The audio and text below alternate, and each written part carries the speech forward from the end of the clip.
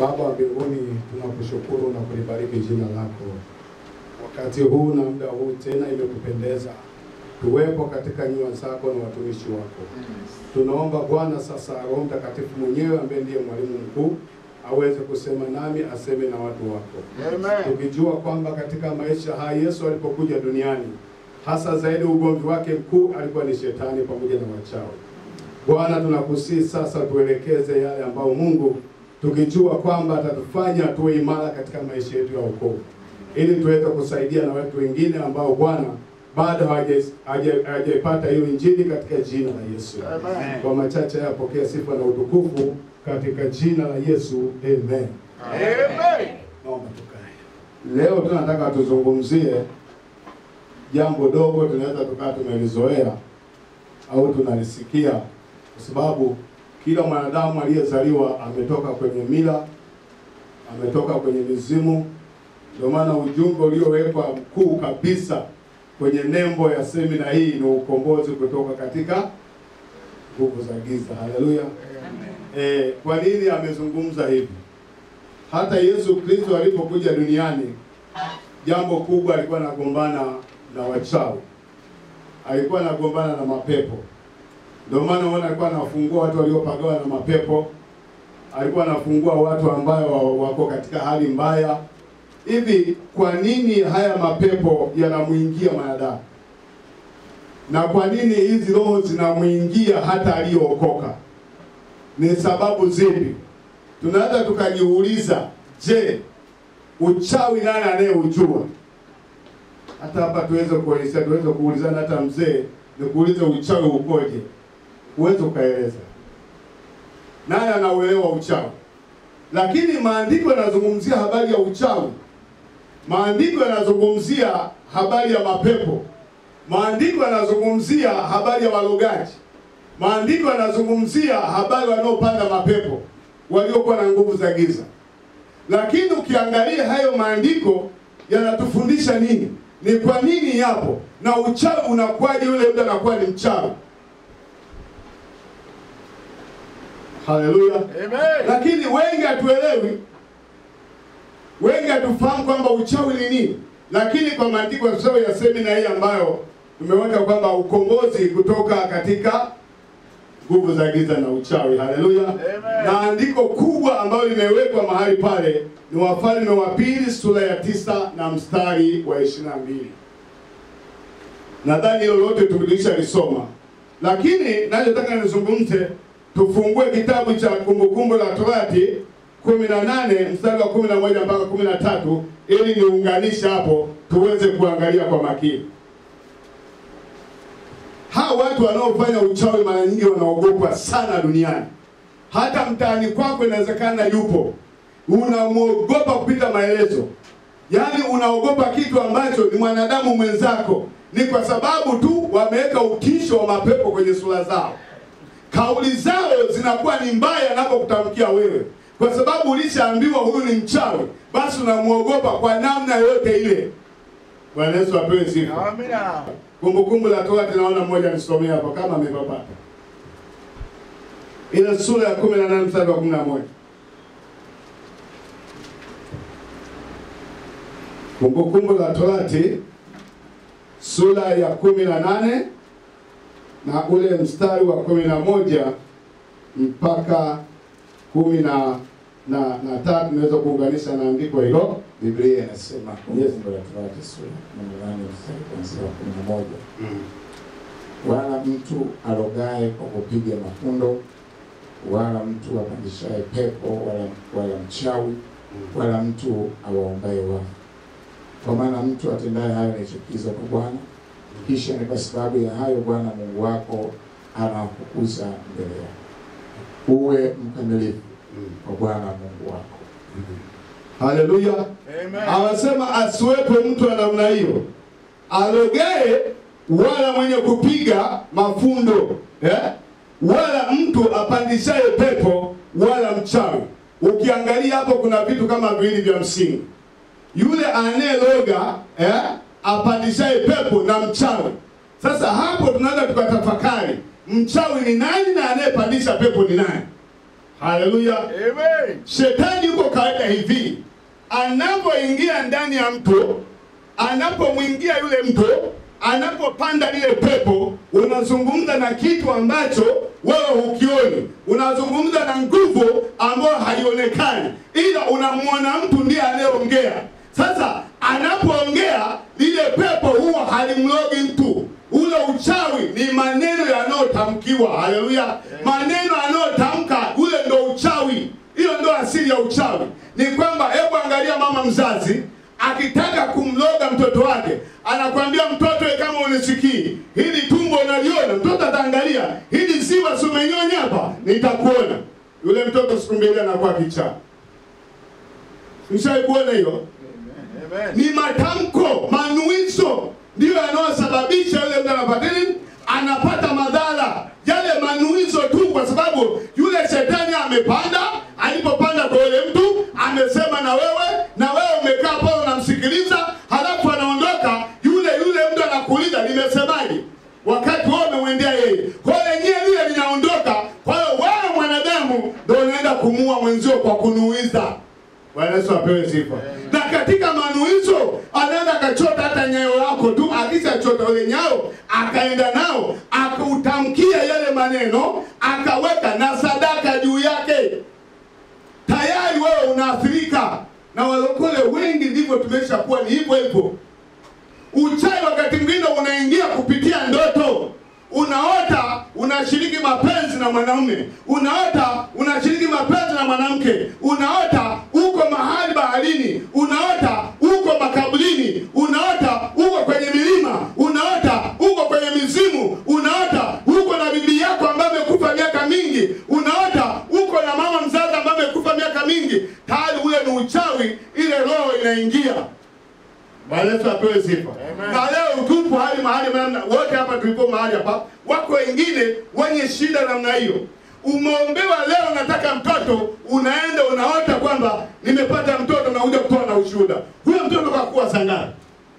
Hiyo mimba imeingia sangapi? Eti umezaa kwa siku moja. Hiyo mimba imekuwa muda gani na mpaka unakuja kujifungua? Umeombewa leo, alafu kesho sawa, nimeota nimezaa mtoto wa kiume. Huo ni uchawi ambao unatumbukizwa pasipo wewe kuelewa. Kwa hiyo hawa wachawi, ina maana hawana dawa yoyote zaidi ya matamko, manuizo. Tumeona mtata mtano kwamba wewe mtoto, wewe nitakuona. Ndakuona maisha yako. Ukiondoka pale Kiholo tayari. Yule mtaka ananiambia nitaona. Yule mtaka ananiambia nitaona. Kesho siku mbili tatu afarini anakufa. Kwa hiyo hivi vitu, haya mapepo yanatumia watu. Na watu ndio sisi wenyewe. Hatumii mtu mwingine, ni kwa sababu tu ya ile kauli anayoitoa. Haleluya. Amen. Bwana Yesu apewe sifa. Amen. Kwa hiyo uchawi inasema kwamba ni matamko, manuizo. Mtu anaweza kakaa na jina lako mahali fulani, ananuiza, yule dada nataka asizae, yule dada nataka asiolewe, yule dada nataka asifanye hivi, na anatoa na sadaka. Akishatoa ile sadaka akakumaliza, omba utakapoomba, mpaka upate tena mtu ambaye analielewa hili, akuhoji katika ukoo wako, mtu wa namna gani, ulifanya nini, ndipo uweze kufunguliwa. Amen. Haleluya. Amen. Haleluya. Amen. Kwa hiyo hebu tuangalie katika Walawi. Nataka tufundishe hali namna hiyo. Ile 19 mstari wa 63. Kwa hiyo kuna vitu vingi ambavyo vinatumika kwenye uchawi. Nimesema chale hizi zinatumika 100%. Leo watu wanajiweka hata alama mwilini. Zile alama utoa kaeka nje. Sasa hivi hata watakatifu wengine nao wanajichora. Hawajui maana zake zile ni nini. Hebu tusome hapo katika kitabu cha Walawi ile 19 mstari wa 31. Msiwaendee wenye pepo wala wachawi, msitafute ili kutiwa unajisi na wao. Mimi ndimi Bwana Mungu wenu. Haleluya. Msiwaendee wenye mapepo. Yaani mtu ambaye ana nguvu za giza, mtu ambaye ana mapepo, anayepandisha. Halafu wala msiwaendee wachawi. Nimezungumza baada kupanda yule akishamaliza, anayekuja kuua ni mwanadamu kama wewe. Lile pepo halipo, kazi yake limefariki. Kuna roho za mauti ambayo tunasoma katika kitabu cha Warumi kwamba iko roho ambayo inaharibu mafanikio yako. Ikisha haribu mafanikio yako, inamsukumia ile roho wa mauti. Ile roho wa mauti anakuja kukumaliza wewe, anakuua. Yenyewe kazi yake ni kuharibu ndoa, ni kuharibu uchumi, ni kuharibu na mambo mengine, ufarakane na ukoo na jamii. Akishamaliza, anamwachia yule pale, ndo anakuja kushughulika mwisho. Kwa hiyo hili pepo likishapanda kwa yule mtu, tayari likishaondoka, limepiga mafundo, limeweka mafundo yake mahali pale, zile siri kutoka pale, tayari yule mtu sasa ndo anakuja kuloga, ndo kisha anakwambia jina lake anaitwa nani? Anaitwa Maria Gideoni. Aha. Alikufanyaje? Alinichukulia mume wangu. Sawa. Lete kiingira mbako kwanza. Si mnaelewa kiingira mbako? Utangulizi wa fedha kwanza. Ukishaleta pale ndo anachukua sasa pale kukuchanganya. Anachukua miti sio kwa na sababu ya ene yote. Lakini cha msingi ni matamko yale maneno. Anaanza kunuiza kupitia na ile sadaka, anatamka ile maneno, atanuiza. Baada ya kumaliza, wewe huko kitu kinaitika. Bwana Yesu apewe sifa sana. Haleluya. Kwa hiyo tunaona kwamba mtu anayepandisha pepo halafu na mchawi, ina maana tayari shetani anaingia kwa mtu, kutoka kwa mtu, yule mtu baada ya kuondoka shetani, tayari yule mtu anafanya nini? Anapandisha yale mapepo. Bwana Yesu apewe sifa. Haleluya. Hivi vitu nimezungumza habari ya chale, kwamba shetani anamuingia mwanadamu kupitia chale, kupitia ndoto, kupitia mila, kupitia desturi, kupitia matambiko, kumwaga damu, ndipo shetani huwa anaingia kwa watu. Ukiangalia ngoma zetu za mila, kuna mangoma yale makubwa yale, ikishafika wakati wa mavuno wanakusanyika mahali pale. Kwa hiyo pale wanapotambika pale, wanapomwaga damu pale, ndipo wanapopandikiza uchawi kwenye ukoo. Utasikia huyu mtu bana, mila na desturi na mizimu inataka wewe mganga kienyeji. Sasa hebu tuangalie katika kitabu cha Nahumu. Nahumu ile sura 3 mstari wa kwanza, tutasoma na 4. Kwa hiyo anatumia damu, anatumia uongo, maiti, mauaji, umeona, uzinzi, umalaya. Hivi vyote vinamfanya kwamba unamkaribisha adui shetani. Huo ndio uchawi wanaotumia sana. Na haya mengine ni matambiko. Nimezungumza na kitu kingine, chale. Nahumu ile sura 3 mstari wa kwanza na 4. Wale wake ndio damu, wamejaa mambo ya uongo na unyang'anyi. Unyang'anyi, mateka hayaondoki. Mstari wa 4. Kwa sababu ya wingi wa ukahaba wa yule kahaba mzuri, yule bibi wa mambo ya uchawi, ausaye mataifa kwa ukahaba wake, jamaa za watu kwa uchawi wake. Haleluya. Kahaba. Kahaba, ukimwangalia mtu anaitwa kahaba, kahaba yule anakuwa na mapepo ya ukahaba, anakuwa na roho ya ukahaba, anakuwa na roho ya uzinzi. Kila mtu anaenda kuzini naye tayari ameambukizwa kitu fulani. Na anayeenda kutembea naye yule, ujue tayari ameharibikiwa. Kama ana ndoa inakufa. Mungu atusaidie sana. Haleluya. Mungu atusaidie sana. Kwa hiyo najikuta kwamba hizi damu zinazomwaga kwenye matambiko, mle kwenye matambiko, zile damu tayari zinasababisha katika kale kaeneo shetani anakatawala pamoja na ufahamu wao na akili zao na nyumba zao. Zile damu zinazomwagika mahali pale tayari amewaunganisha kwenye nguvu za nini? Za kiuchawi. Kwa ule mji unakuwa yani, kila mtu anayekwenda mahali pale akilala tu anasema aisee, nyumba leo sijalala. Leo sijalala. Kwa nini hujalala? Nimeota madudu yanakuja usiku. Nimeota hiki na hiki. Ujue hizo ni nguvu za giza. Haleluya. Unaota unakula nyama usiku. Unaota unakula mende usiku. Unaota unafanya hiki na hiki. Ujue kwamba tayari wewe uko miongoni mwa wale wachawi. Nguvu ya kichawi inakuingia. Tuangalie katika Walawi 19:28.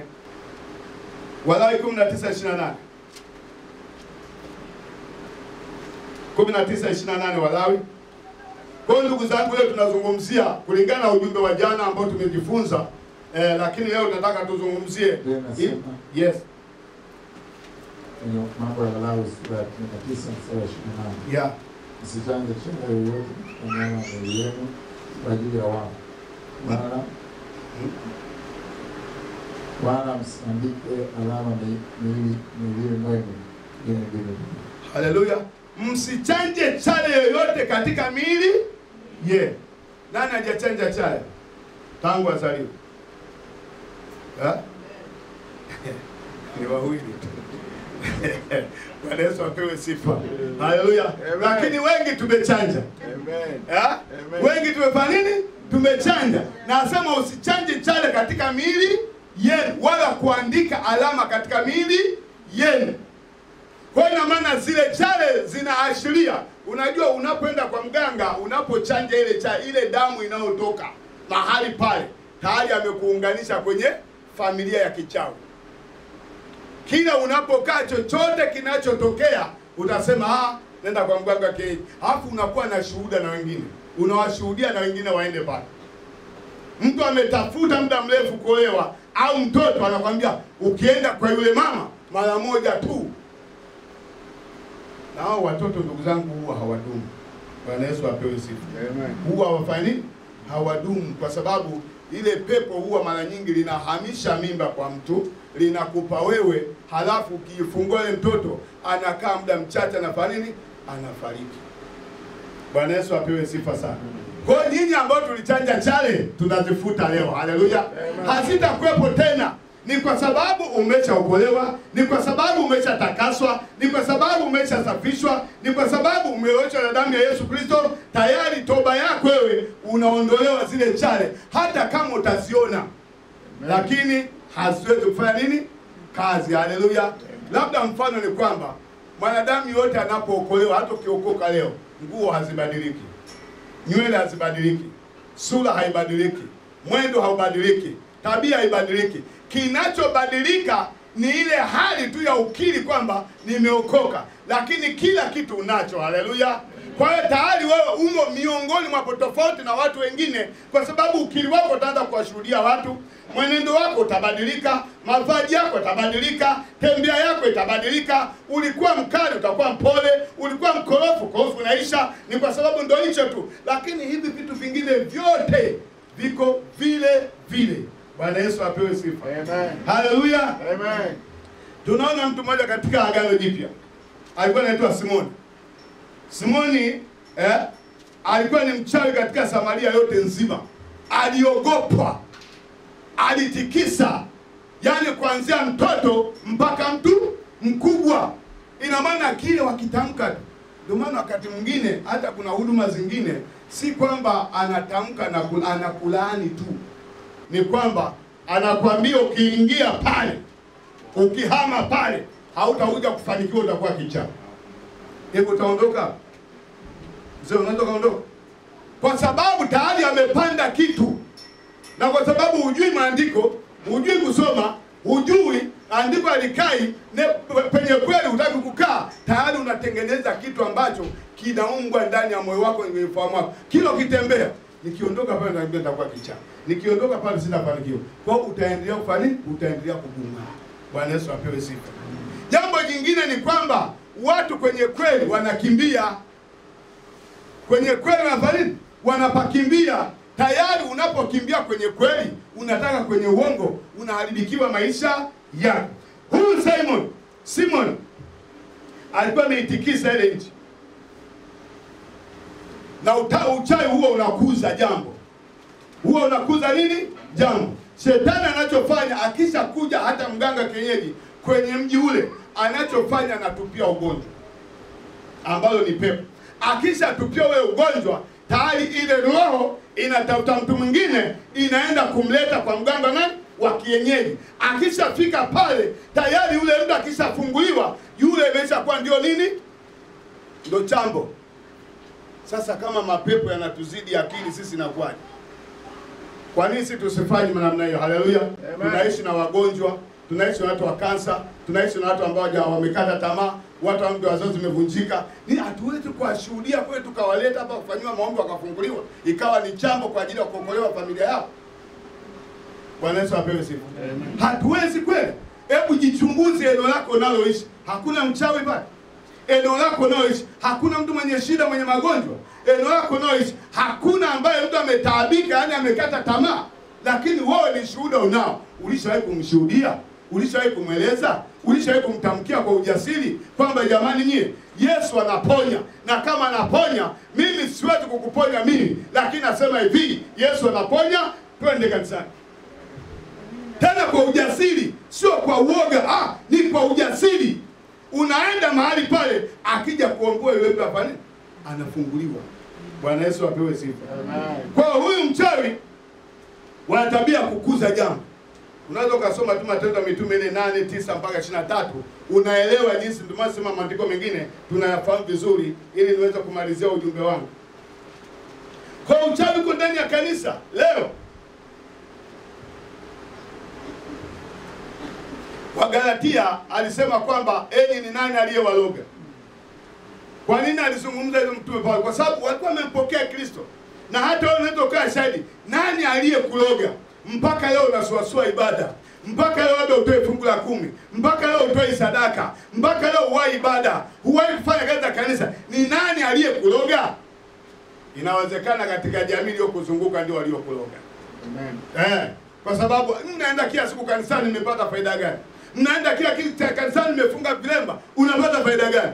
Binti kama wewe mzuri, ina maana tayari kuna kitu kinaunganishwa kwenye ufahamu wako. Kikishaunganishwa unaona ni kweli, mbona mwenzangu kafanikiwa? Na nilishawahi kutoa ushuhuda siku moja, kama mnakumbukumbu, wakati nilifundisha ule ujumbe wa kunong'ona kama ndege. Nilitoa ushuhuda ni kwamba kuna mlokole alikuwa anauza mandazi, na yule mwingine naye afanya nini? Naye anauza mandana ambaye sio mlokole. Lakini anayewahi kumaliza ni yule ambaye hajaokoka. Lakini ile tamaa, kwa sababu ile roho ilikuwa inamtafuta yule mtu wa pili. Hiyo ndio kazi ya shetani. Ana akili kupita hata panya. Kwa hiyo ina maana alipoenda kumuuliza akamwambia, "Twende. Nyinyi si maulokole ndio mnafanya hivi. Mbaki na maulokole. Angalia mtu anauza karibu 200, nikimaliza unaanza kuuza wewe." Yule tamaa ikafanya nini? Ikamuingia. Yule kabidi afuatane naye. Akaenda, walipoenda wameenda mtoni, kwenda kutumbukia kule. Yule bwana mapepo akamwambiaje, wewe ulikuwa unatutesa sana duniani. Haleluya. Wewe hapo ulipo shetani anateseka sana. Pole wako siku ukiacha, anakumaliza. Bwana Yesu apewe sifa. Na hasa nyinyi ambao ni vijana, mabinti, yaani ukija kuacha ulokole, kakumaliza. Alipoenda pale yule akarudi. Aliporudi kaja kusema nimemwacha kuzimu, utamkamata? Mtamkamata? Mzee. Huwezi kumkamata. Kila mtu anakuwa na hofu. Twendeni niwapeleke, wewe utakubali hata kama ni mwanao? Twendeni nikupeleke niliko mwache, utakubali? Tuulizane, utakubali? Huwezi kukubali. Kwa sababu ya ile hofu. Ndivyo ilivyo, kwa sababu huu shetani anatuteka mahali padogo sana.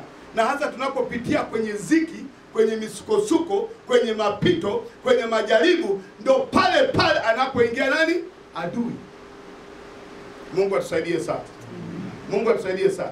Kwa hata kanisa leo tayari limeshajiunganisha katika hali mbaya ya mapepo. Pale Mikumi kuna sehemu moja, mtu wa Mungu. Yeye ukienda pale, sawa, anakusomea Biblia tu kama kawaida. Lakini kuna vitu anavyovifanya pale, ukiondoka pale, ukirudi nyumbani, kichaa hicho sio cha kawaida.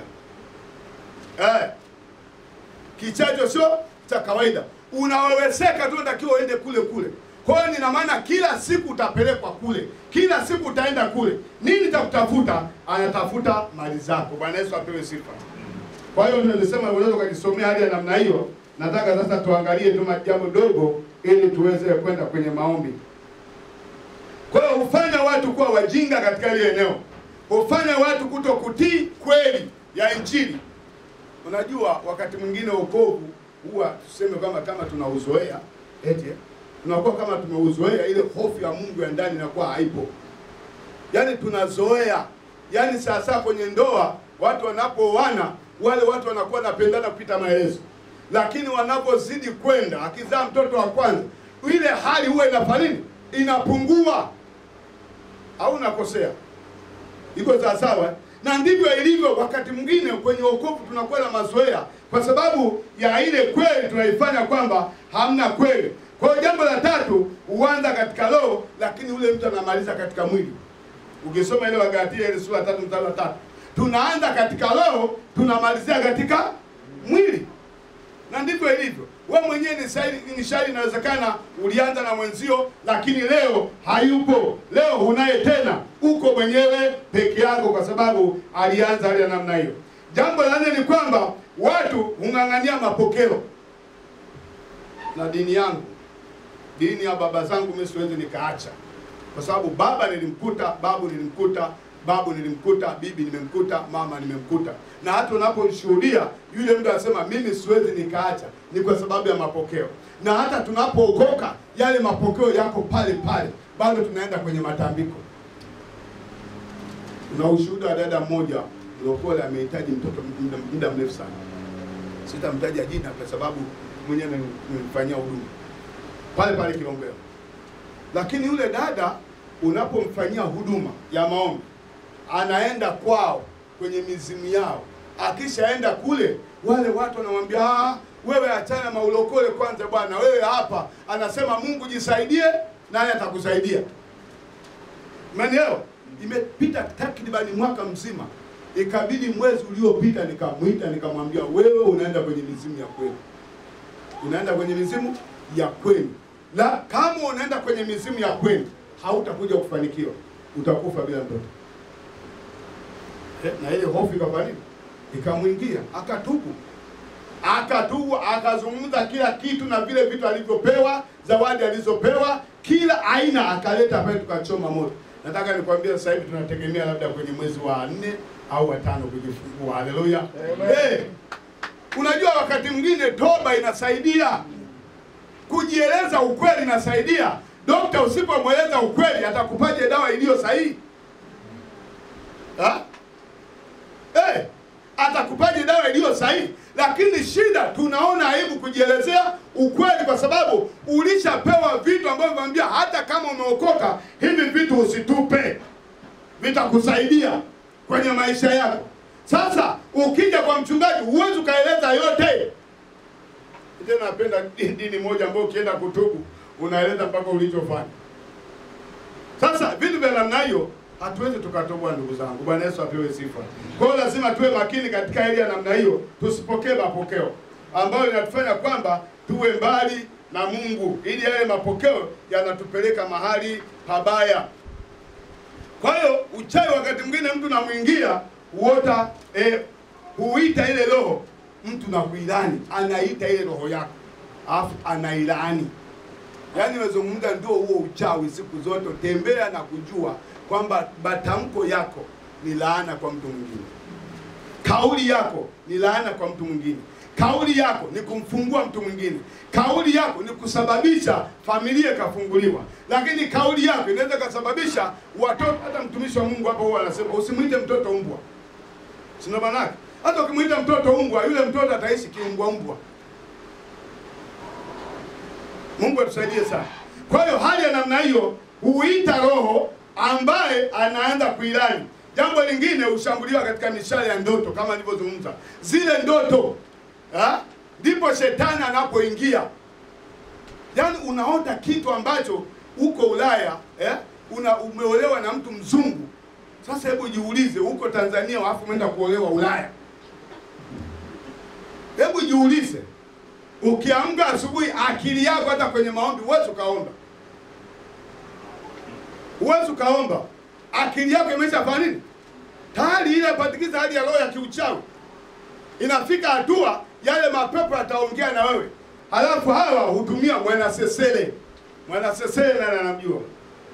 Mchawi anatumia mwanasesele.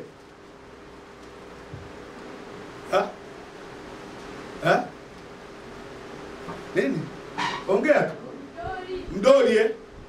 Mdoli. Lakini ndani ya mdoli anayotumia mwanasesele, yeye mara nyingi anatumia nini?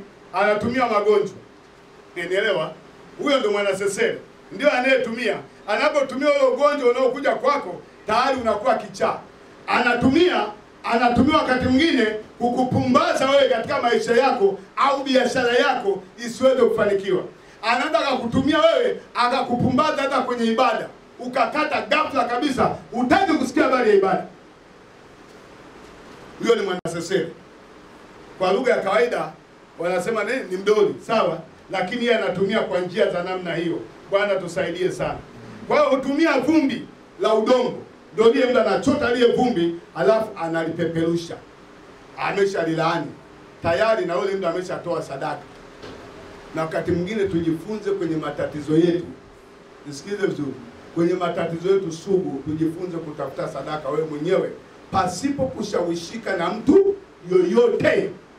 Yaani sadaka unayoitafuta ile ambayo unajua hapa nikipeleka hili tatizo langu linafanya linafunguliwa. Pasipo vishawishi vya mtu yoyote. Wewe mwenyewe tu unaitafuta, sema sasa naenda. Hali ya namna hiyo wanatumia wanasesere kutoa watoto sadaka. Tunapotoa watoto sadaka kwa mapepo kwenye mizimu inaleta shida. Nimalizie hatua ya mwisho, jinsi ya kushughulikia roho za uchawi. Jinsi ya kushughulikia roho za uchawi. Unapotaka kujenga nyumba, kitu cha kwanza unachora ramani. Kwa maana yake anamwita mtu mwenye ramani, anaichora pale.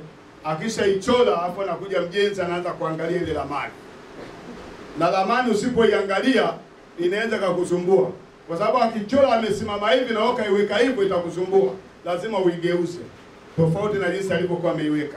Kwa hiyo na sisi kwenye maisha yetu, chora mchoro kwenye familia yako, kwenye ukoo wako, kwenye jamii yako, kwenye ndugu zako, kwa bibi yako, kwa babu yako. Chora ule mchoro uweze kujua katika ile familia nani aliyekuwa na tatizo kama hili. Hivi kwa nini mimi nafanya kazi labda sijapata gari? Hivi kwenye familia yangu nani alikuwa na gari? Hamna hata mmoja. Kwa nini? Unapochora ule mchoro, unapokuja sasa kwa mtumishi wa Mungu usimfiche. Bwana Yesu apewe sifa. Hata kama uliwahi kutoa mimba usifiche. Haleluya. Hata kama uliwahi kushawishi kutoa mimba usifiche. Maana unapoficha ndipo unatafutia nini?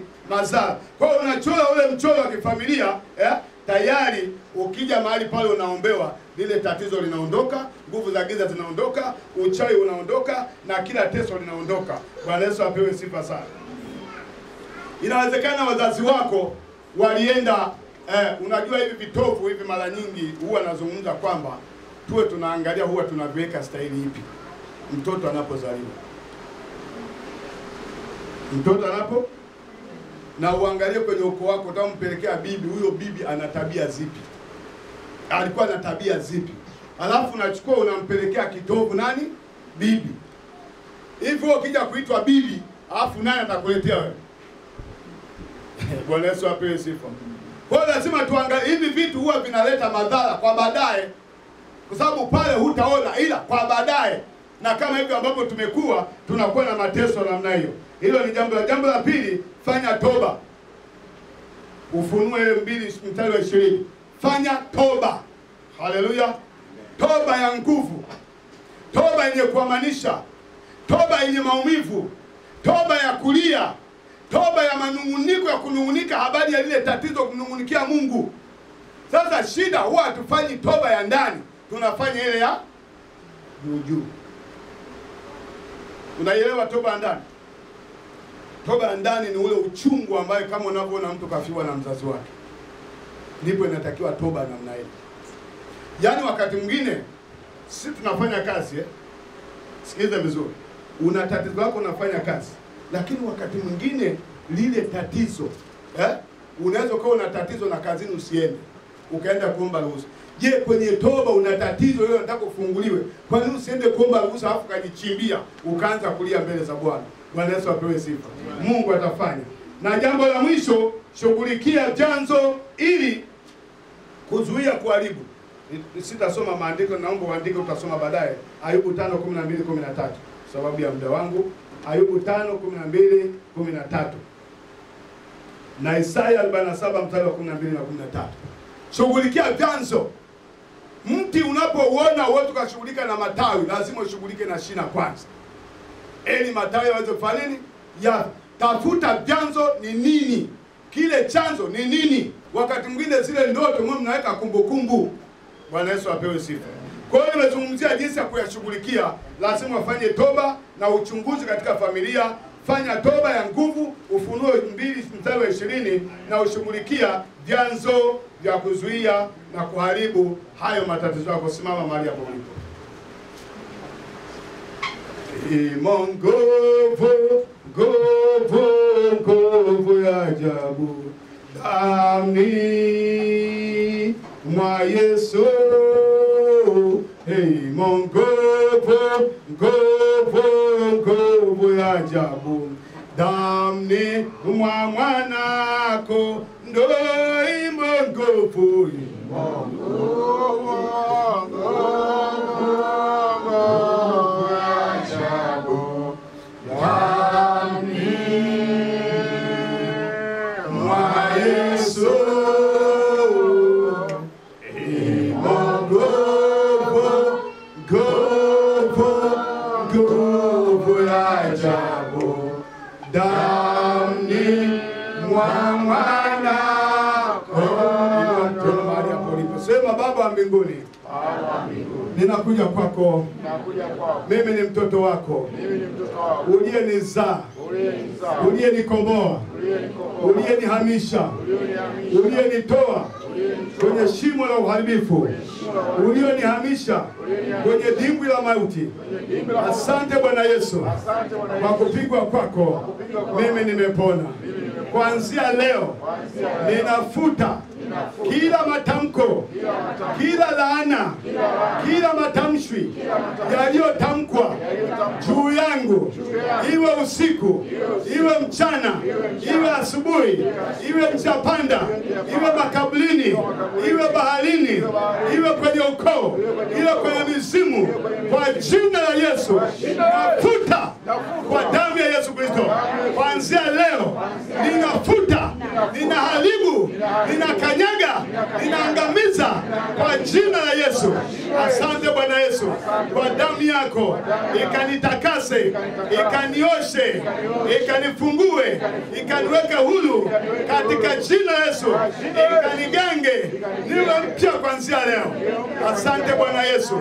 Naondoa hukumu ndani ya nafsi yangu, naondoa hukumu ndani ya mawazo yangu, naondoa hukumu ndani ya moyo wangu katika jina la Yesu. Asante Bwana Yesu kwa sababu umenirehemu.